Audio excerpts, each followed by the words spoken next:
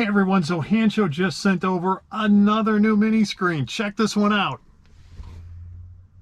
They're calling this one the 5.16 mini dash screen for Model 3, Model Y, and I've got to say, it's probably the best one yet. Compared to their other mini screen, this one's got a couple different choices of UIs, and they're both better. So I'm going to be doing a review, an unboxing, and a full install. And if you've got a 2021 or later, the install is way easier. Hancho is crazy too. They sell all kinds of screens, front, back. They sell this tilt screen thing that I don't know why everybody doesn't have it, but use a Tesla Mark discount code. You're going to save 15 to 30% off on all of their product. All the links below. Now it's in UI 1 and it's in auto, so you get the same white screen. However, if you look, this one is a little bit darker than this, which, you know what, I like, because this is right in front of your face.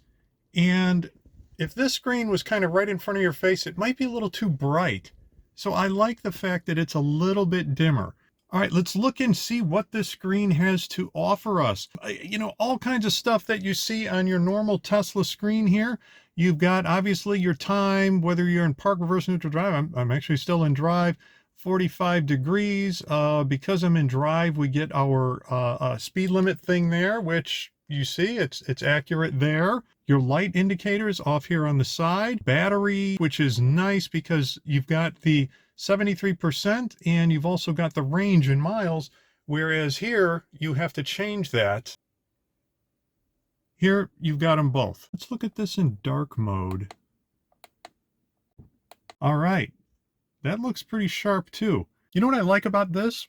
This mode here, the screen kind of disappears a little bit more. I don't want to say it's like in the background, but it just makes the screen seem overall smaller and less obtrusive. You just kind of see what you want to see, and then the rest is black. It kind of disappears, so I like that. Let's take a look at UI 2. Yeah, all right, this looks cool. This is definitely way different than, than the average little font stuff going on here. Wow, I like that. I like the center part. I like having the tire pressure here too.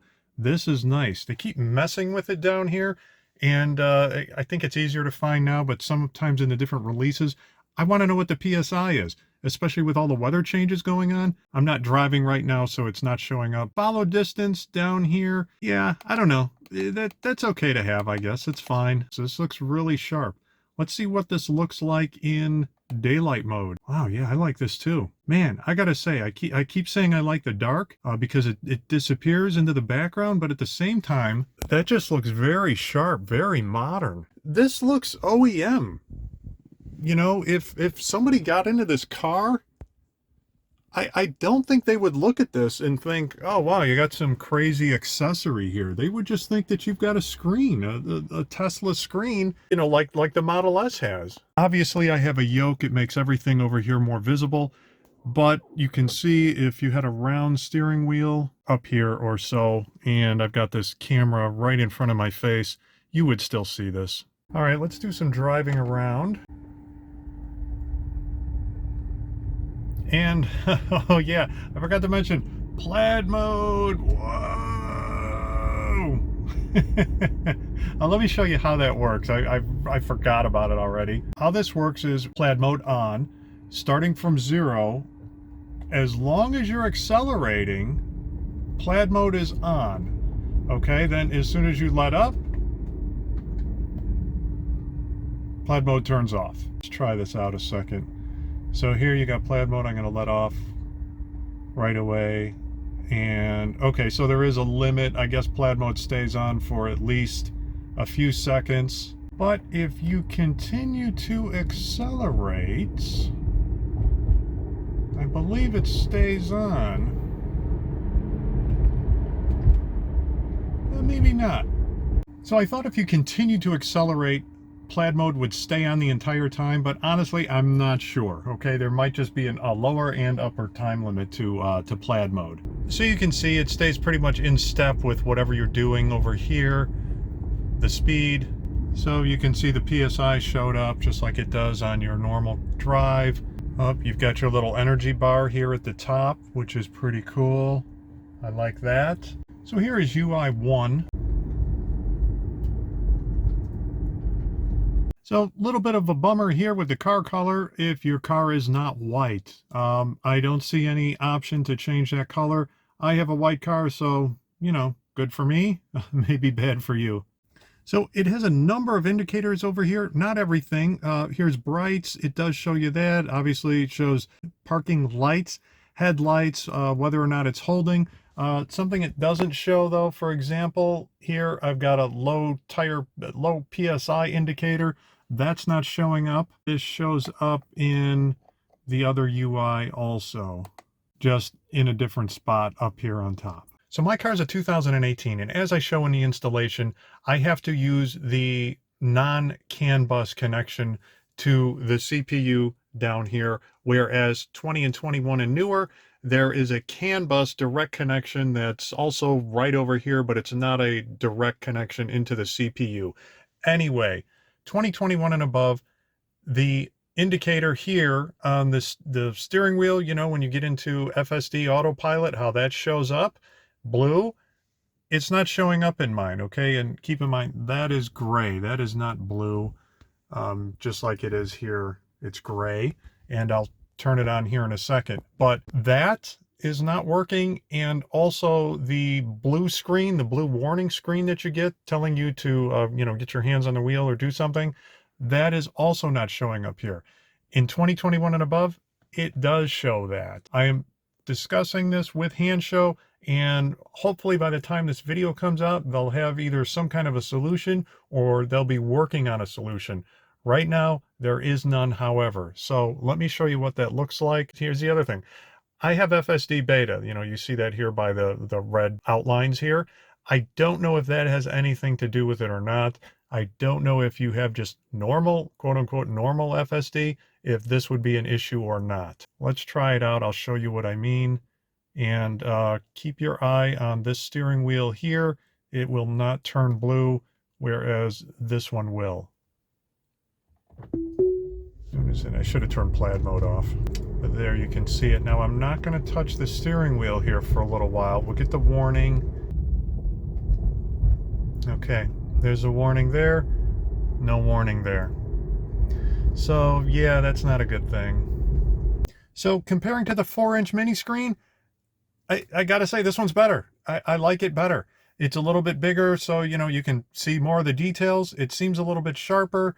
That's probably just because it's bigger, but it looks better. This UI is just better. That's really all there is to it. Now, if again, if they fix this for every vehicle every year, that's fantastic. So just the UI, FSD, I think those are really those are the major differences, but you know, hey, if you're trying to decide one or the other, this one is better. Now, maybe you like the other one because it's about ½ inch shorter, just a smaller overall screen, less intrusive. Okay, you're good there. This one will block a little bit more air. I don't see it as a big deal. I think you can compensate for it through changing your airflow, just putting it up over. But, you know, in general, if you put something here, you're going to be blocking a little bit of air. There's just no really getting around that. Okay, let's go through some basics. First off, to change the settings, push this to the right. When you hold it there, it goes into the menu, and as you scroll the wheel, it moves through the different selections. So you want to change the Plaid mode on or off. The UI will get into, you know, this is a time format, obviously, your language, kilometers, miles, CAN. Maybe I've already talked about this, but right now I've got a 2018 CAN 2 works best for me. 2021 and later, probably CAN 1 is going to work best for you. Theme, dark, auto, or light, bright. This is the same as here. So, you know, this is a bright setting. You put it on, like right now, my Tesla screen is on auto. So at nighttime, it goes to dark mode. So this will follow along with that.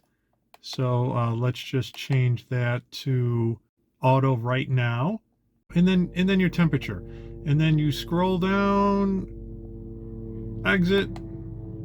Oh, when you select something, you click to the right, or the left. All right, let's see what we have in the box. Right, yeah, big massive set of wires here. This is probably the best little pry bar they've ever sent, with the fork to get those fasteners off. All right, here it is. The not so mini screen. It's still called a mini screen, but this is the 5-inch version. And as usual, it's got the nice factory finish all around. Here is the main connector for it. And as a matter of fact, I just happen to have the 4-inch mini screen here. So quick comparison, you could see that it is taller. The width is just about identical, 4-inch, 5-inch. All right, that's not the only difference. They have made some other differences in there, and we'll get to that soon. Let's take a look at this wiring. Okay, so they have added a number of new connectors. All right, let me show you what is going on here and what will happen with the install. So what we've got here are just a number of different options based on your car, based on your year. This is going to plug into the screen, okay? So that's out of the way. Now, if you have a newer model, I think it's 2021 and above, but with Tesla, you never can tell exactly when they introduce all of the changes, but 2021 or above, you can plug this into the CAN bus, and I will show you where that is. I have a 2018, but I have some footage. I can show you where this will plug in, and this is way easier than these other two options. Okay. So if you've got 2021 and above, you've got this, you are set, okay? No need to watch anything else here. If you have an older model, you have to find out if you have an Intel or an AMD. I have the Ryzen processor, the AMD Ryzen, and I will show you how to do that. The other is really just the same, except in a slightly different location, but the concept is the same. You basically tap into the existing plug, and this just takes information from that, feeds it to the screen. This does the same thing, and this does the same thing, only with the CAN bus. And yeah, this is way easier to plug in, to find and plug in, than these guys are. But these aren't ridiculous. It's just not easy to get to. It's in a tight spot. So yeah, let's get started. All right, using one of the pry tools. Actually, I'm not even sure you need a pry tool for this, but it's better if you use it. But we got to get both of these off. There's one on the other side too. Okay, now this should just come straight up.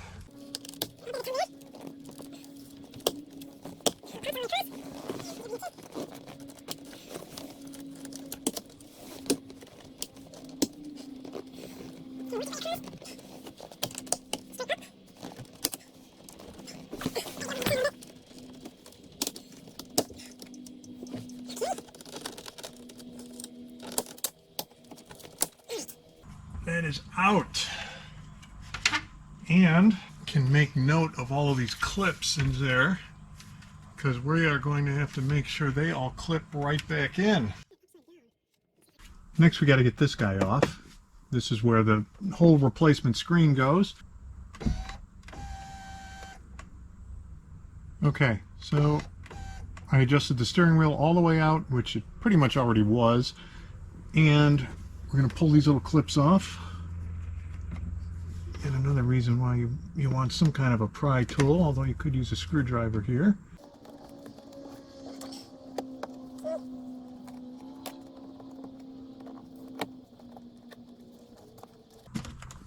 Alright, that was kind of the easy part.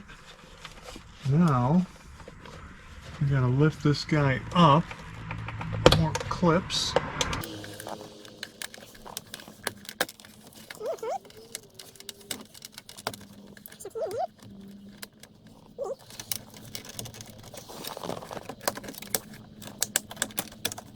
Okay, it's got to go out a little bit that way and up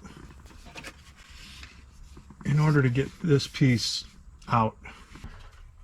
All right, look at the difference here, or the lack of difference. I mean, that is the exact factory finish. We need to move this over to this. So this These sides just kind of come off. That's no big deal. That comes out of there. And these look like they just need a little bit of a pinch. Oh, that one is that way. That one you pinch. There we go. Pinch it a little bit harder. All right, put that one aside. And then this one.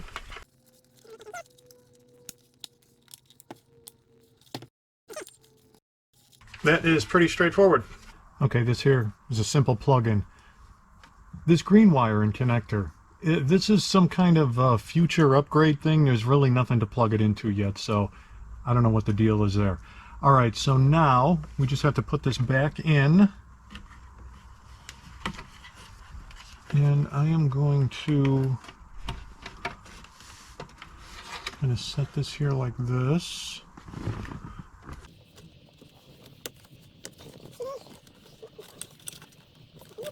Make sure you have the steering wheel as far back as possible, and then I'll show you how I tape this up just to keep the cables down so they're not bouncing around potentially. But when you put this on, make sure you pull this all the way back so that you don't end up shorting yourself on the cable. You know, if the steering wheel's all the way up and you start taping things down, you're not gonna, and then you move the steering wheel out, there's not gonna be enough room for the cable to stretch. You're not gonna leave enough slack in there. All right, so try to line up all these tabs here. Make sure this is all on the, these are all on the inside. And up here, here, here.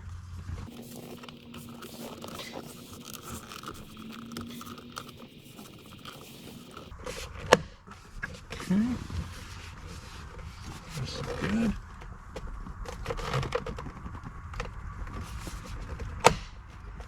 Yeah.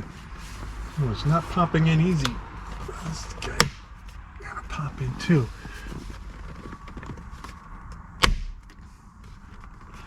All right, I got to admit that took a lot of force.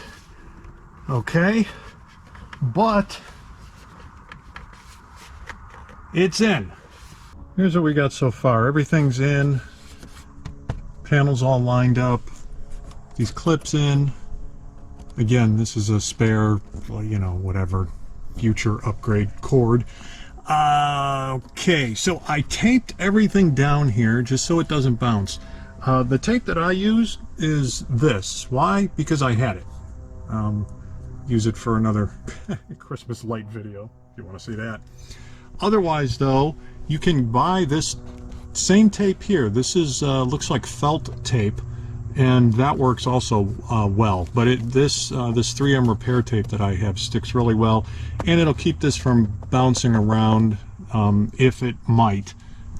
I'm not sure if it will once we put the dash back on, but here is where I ran the cable all the way through. A little dark over there, and then over on this side and down on the side, which I showed before. So, let's now get this dash back on. Don't want to scratch anything up, but you can see where we've got all of our alignment tabs and tabs that need to pop and click in. So, trying to kind of line all this up to begin with.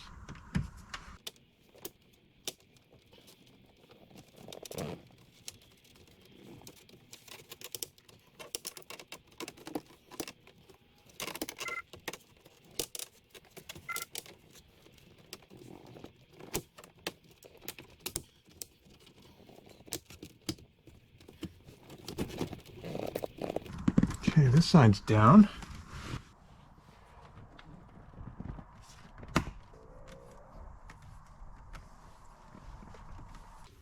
Let's pop these guys back in.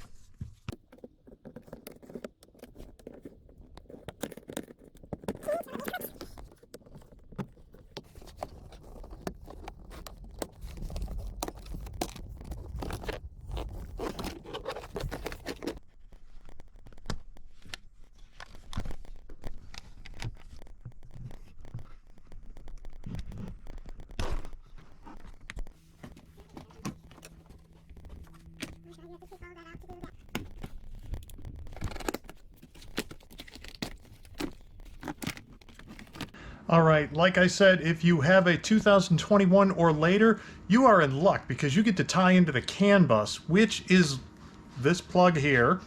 It is located underneath this panel. So once you remove this, which you have to remove either way, no matter which method you're using, you will see if you have these plugs or not. And I will show them here shortly. If you have them, consider yourself lucky. So this next section is for you, 2021 and later. If you have an earlier model car and you don't have this CAN bus, then skip ahead. I'll chapter everything out. You can use the other method where you're going to tap into the processor with one of these.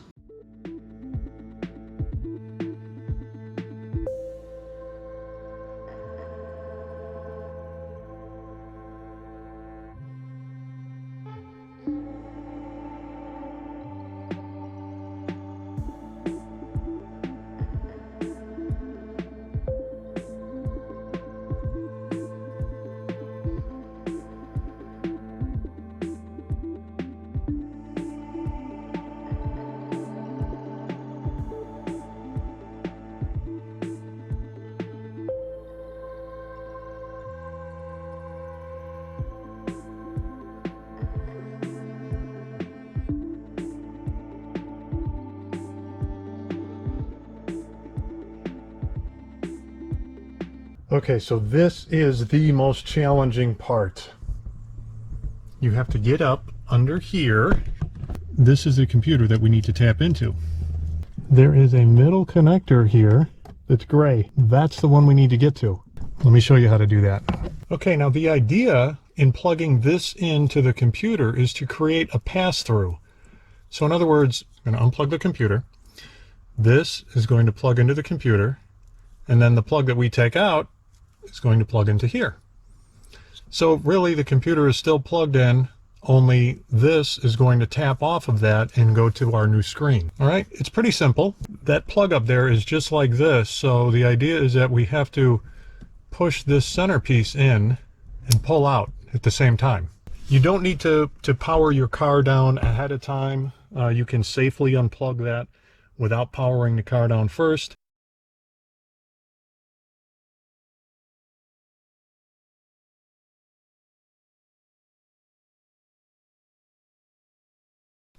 Once you pull it out, obviously the screen and everything powers down. And once you plug everything back in a few minutes, everything will, your screen and everything will come back to life. So there's really no concern about that. People do this kind of thing all the time. It was surprisingly not that bad to unplug the computer. I was basically able to get my one hand up there and push down and hold it pretty much just like this and pull it out.